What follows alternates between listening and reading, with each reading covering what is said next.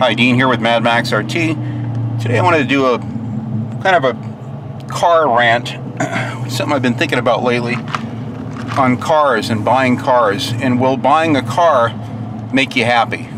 This is something that I've had a lot of experience in.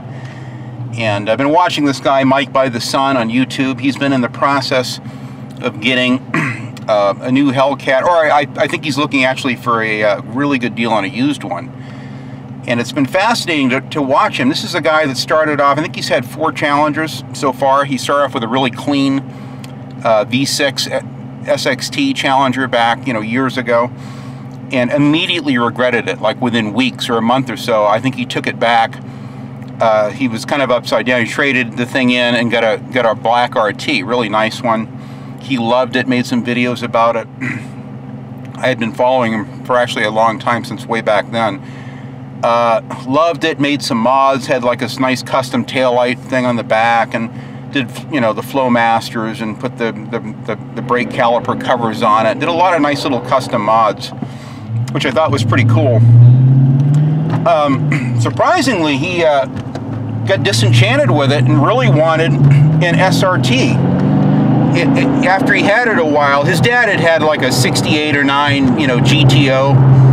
The same one I did. I had a 68 convertible 4-speed 400 GTO, and man, that was a great car. It was one of my first cars. I actually traded it or sold it and bought a 74 Maverick Grabber with a 302, which, I mean, in hindsight was ridiculous. But back then, those cars were like 800 bucks. Really, they were $1,000, $1,200 all day long. No one cared. They were just old cars. And the Maverick was really reliable. It had disc brakes up front with my GTO convertible had, 8-inch drums all the way around. The thing didn't stop for shit. The thing was dangerous. And I gotta get over here to the right. And so anyway, this guy Mike, he ends up, having the RT, but he wanted something else, and he saw they had the green with envy, very limited edition SRTs, and I think they made that color in the RTs as well. So he was looking for a great deal on a used, and he was patient and willing to wait and all this stuff. So he found a really good deal on this green with envy SRT with the interior he wanted, all the options. He was really excited. He made some really good videos about, buying that car, and it would seem as though he would never sell it. Like, okay, if he finally found the ultimate car, what he was looking for was like his dad. His dad had bought that GTO and kept it in the family for years, wouldn't get rid of it, and so it was like part of his legacy and part of his family's, heritage. And I think he was going after that kind of a car. I want to find the ultimate muscle car.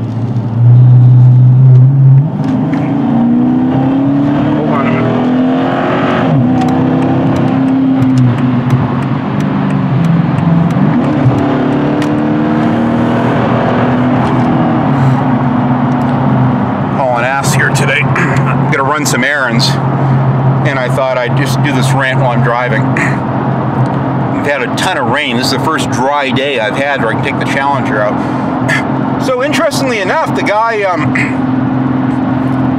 he seemed real happy with this green with envy Challenger, and then the next thing you know, he wanted something new. And he said he loved the 2014 and below style interior like I did and everything, but he's addicted to car shopping. I was exactly the same way. It's so funny when you see other people that are kind of doing a lot of the same things. They have the same mindset. They're approaching cars and car shopping in a very similar way. It's like he's in love with car shopping. He loves that, going out and finding what you want, having the dealer clean it up and bring it out and give you your keys and go over your new car with you. It's a huge thing. You get a big chub doing it. I've had 90 cars, so I know that dynamic quite well. And you can be addicted with this everlasting car shopping. You always want, it's like the grass is always greener on the other side, but you still have to mow it, you know what I mean? So you have to decide if it's worth it. So he ended up getting a newer, 2016, 17 white SRT. It's got the tan, interior that he likes. the sunroof. He loves the power. He loves that 392, and he wanted a manual car. He likes pulling the gears and all that, and I certainly understand it. Oh, I'm gonna jump over here a couple lanes. And it was a big thing for him. So, and then all of a sudden, a friend of his gave him a ride in a Hellcat, and now he's been obsessed with this Hellcat ever since. That's like his big thing now.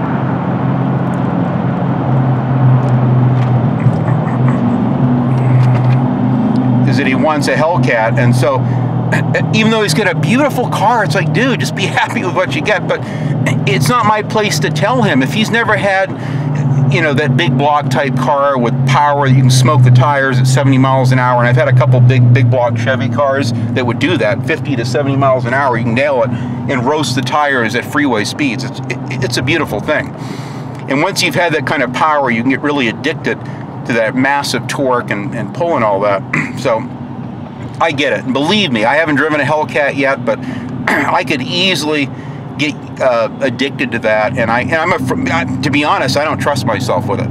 It would be a matter of time. I'd be locked up. I'd be doing, you know, on ramps and getting sideways at 80 or something, and I could see the CHP up here in Sacramento.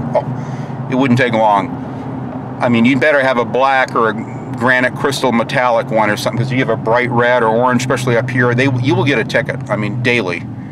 I got 4 tickets in 4 months when I moved up here, and I hadn't had tickets in years until I moved to Sacramento. It's like there's undercover cops, there's highway patrol, even just going on their way to work or home. You're going to get pulled over. So for me, I don't want that much power. A 392 would be perfect for me. I'd be real happy with that. But I had to decide for myself. So he's been doing a bunch of videos, and he found a video I just watched last night where he found a really clean 2015 red you know, Dodge Hellcat, super clean, couple rock chips in the front, but that's it. 317 miles on it for $49,000, and that's at a dealer. Now I don't know how much additional, you know, out the door cost and taxes and, you know, transfer fees and all that there are on top of that, but that's a pretty good deal. But he doesn't like the color. He wants to hold out for what he wants, and that's my advice too, is that if you want something, hold out for what you want. You know, my good buddy Texas RT, he's got the same granite crystal metallic RT that I do, but he's got a newer one. I don't know what year it is, 2015, 16, but he's got the shaker on his, which is really cool.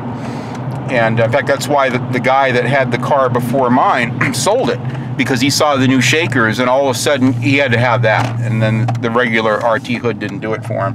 So even though he was upside down, my dealer told me that was his reason. He was my age, in his mid-50s, traded the thing in, and that's why I bought my car, because I could see an older, responsible driver. He had all the records were done at my dealership there with their service repairs and everything. And I quickly saw, I've got to find a place to park here. I quickly saw that that it was the perfect car for me. I said, this thing has not been abused, only 14,000 miles, you know, so that's why I got it. It's a tight spot. I got to back up here, do like a 3-point turn. So you have to decide what it is you want. You have to decide what you're willing to buy. What's within your budget is really an important thing. Let me set this up here. And that's my advice with it. You know, I'd waited 10 years. It's been 10 years since I've had a fast car. Now, I've had a real nice truck, but I needed that for work. At the time, I was a big, you know, a foreman for a big demolition company when I first moved to Sacramento. I had to have something that was powerful enough to tow bobcats and to put, you know, 4 90-pound jackhammers in the back of my truck, stuff like that. So I needed a big truck. I started off getting a really nice 2008 Ford F-250 twin-turbo diesel. This thing hauled ass. It was really a cool truck, but my God, major mechanical problems. The check engine light came on the first 2 weeks, and I had to take it back, and it kept having problems. I eventually shoved it up their ass to the dealer and said, I don't want this truck. Oh, no, it's yours. I said, no, I'm walking away. I'm not taking this truck. I got out from under the contract, thank God. And I bought my Dodge, and I'm real happy with it. Never had a problem in 10 years. Ridiculously reliable. Just turned over 79,000. Kind of like a muscle truck, a muscle car truck, you know, like the Ford Lightnings or whatever. It's got the real low 393 gears or whatever, super low gears. It's a blast to drive, and I love it, but I've been hankering and chomping at the bit for 10 long years for a car. So my buddy Texas RT's talking about, he loves his car, he's, you know, put a few mods in it, but now he's talking about getting a, you know, wants to get that 392 SRT with a manual, and because he's never had something with that kind of power, and my advice is, dude, get it. Go out and find a way to do it. Just make sure it's within your means, you're not putting a Mac 10 to your head with the monthly payments and all that. You got to be happy, content with what you have. And with the problem, especially in America, we live in the land of plenty. You can have anything you want, even with like okay credit. I have perfect credit, so it's very easy. I can go out today and get a brand new Hellcat with virtually no money down on it and get a really good interest rate. But I don't want that Mac 10 to my head every month, you know. My payment on this, I could go out and buy a new Chevy Cruze and have the same payment as what I have on this used Challenger. I was really smart. I walked away because they wanted way too much for the car, $34,000, I think. I came back a couple weeks later with my truck to be serviced. They thought I was coming back to get the car. I said, no, I'm not here for that. I'm just getting my truck serviced so I can write it off my taxes at the end of the year. They go, we can make you a real good deal on that Challenger, Dean, if we still have it. And so I got it for 28 with 14,000 miles. Couldn't be happier. It's got everything I want on it. I love the color. I love the interior. It's my second favorite color. I wanted that garnet red metallic, but they wanted like $4 grand more for a brand new Challenger with that garnet red because it was such a hot selling color. And I wouldn't pay it. I'm not going to pay close to 50 grand for an RT. They wanted 44,000 just for the black on black RT shaker that I drove, you know, a brand new one with an automatic with that 8-speed, and I go, no, I'm gonna get something that I want. I really like the 2014 and below interiors. That was a big selling point. So for me, I got it, and I'm real happy I did. My advice is, if you've never had the cars and you want something really fast, you want what you want, find a way to get it. Just be patient. Don't be too impetuous and be upside down to where you're paying off the old car and the new one, which is what I'm actually doing with this. I had a 2014 Malibu. I had made like double the payments on it, and I was making really good headway on paying it off, but it wasn't paid off yet, so I was slightly upside down. Not too bad, but even still, even with that, paying off the old car, my payment is still ridiculously cheap. So I can afford this car. I can make in one day the money to make the payment on this car. It's like nothing. So that's why I made the exception. My wife I was hoping she'd get another Challenger. I kind of wanted a his and her Challenger.